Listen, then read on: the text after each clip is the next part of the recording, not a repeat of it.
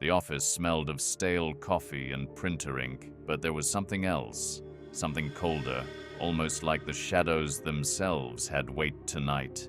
I first noticed her on a gray Monday morning, standing by the copier, smiling without reason, her eyes too still, too knowing. I told myself I was imagining things I wasn't. She knew my name before I ever introduced myself.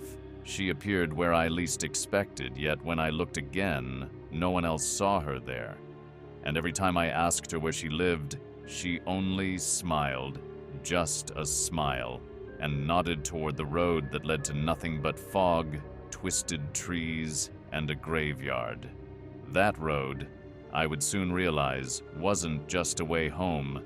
It was an invitation. At first I thought I was lucky, maybe even appreciated. But soon, I noticed patterns I couldn't ignore. She would ask subtle favors. Could you drop me near somewhere? She never said the place aloud, just pointed vaguely toward the fog-laden outskirts.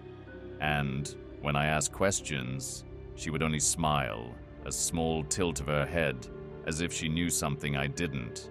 One day, she left a small box in my lunch. I opened it thinking it was some thoughtful gesture. Inside, there was a strange, brittle object, tiny bones, some hair, and a folded piece of paper with unfamiliar symbols. I stared at it for a long time, heart racing. When I turned to show her, the box was gone.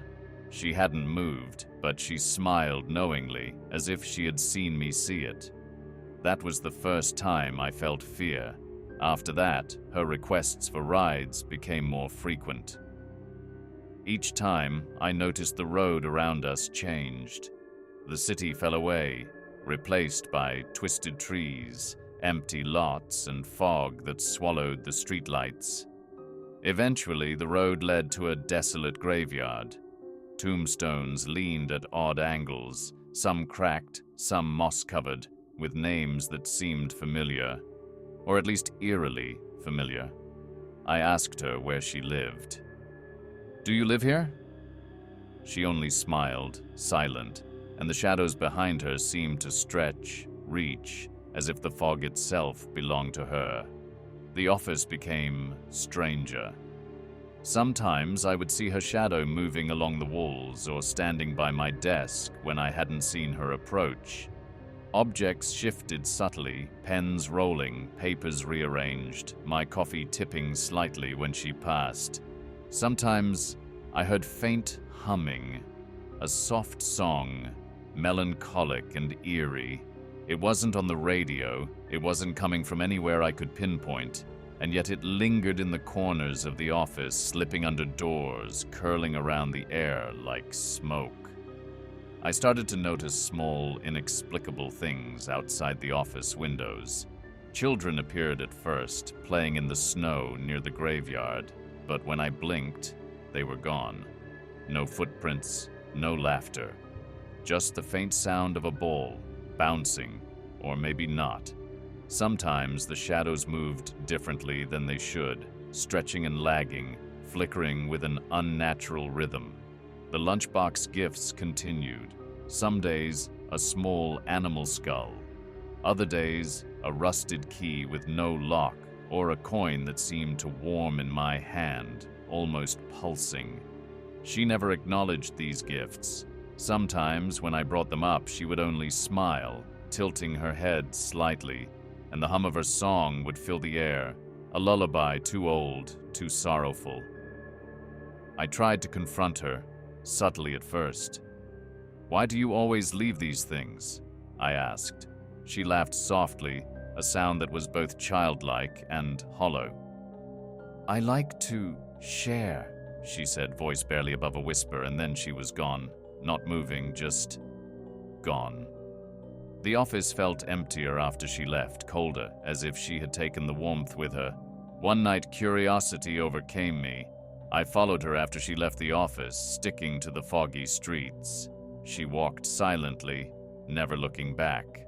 The fog thickened as we approached the graveyard, swallowing everything except her small silhouette. And then I saw it. Faint symbols scratched into the earth, almost glowing in the moonlight. Circles, lines, letters I didn't recognize. She knelt and whispered something, words that seemed to curl around the air, bending it, changing it. Figures rose slowly from the soil, shadows at first, then semi-formed faces, mouths moving silently, watching. I stumbled back, heart pounding, but she didn't turn. She only smiled, slowly, and vanished among the fog. When I regained my senses, the figures were gone. The earth was smooth again, as if nothing had happened. My breath came in ragged gasps. I felt the chill of the graveyard seep into my bones. The next day, she was back in the office, smiling, calm, friendly, nothing unusual. I tried to tell a coworker what I had seen. They shook their head. "Who? What are you talking about?" I realized I might be the only one seeing her the way she truly was. Or maybe I was already seeing what she wanted me to see. One evening, I stayed late, determined to confront her. She appeared by the window, smiling as always. "Why do you keep watching me?" I asked. She tilted her head, humming her soft song. I tried to follow her when she left. The fog swallowed her again, the graveyard rising like a living thing. Tombstones bent, figures moved just beyond my sight, and the air smelled of earth and decay. I turned a corner and found her standing in a small clearing, surrounded by faintly glowing symbols etched into the snow and dirt. Shadows of people, long gone, long dead, stood with her, silent, watching. She raised her hand, beckoning me. I froze, and in that moment, I understood. She was not human, not entirely. She had walked between worlds, tied to something older, colder, and darker than life itself. I ran, stumbling through fog and snow, barely noticing where I was going. When I finally looked back, she was gone. Only her smile lingered in my mind. The office never felt safe again. The whispers never ceased. Every time I passed the graveyard road, I felt her eyes on me, waiting, humming that terrible, beautiful song.